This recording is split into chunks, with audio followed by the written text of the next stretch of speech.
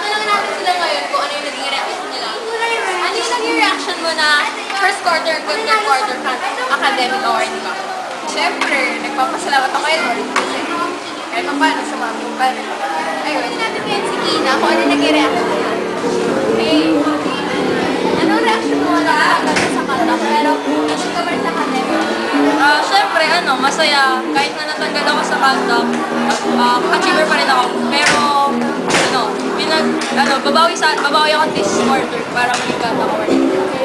Yeah.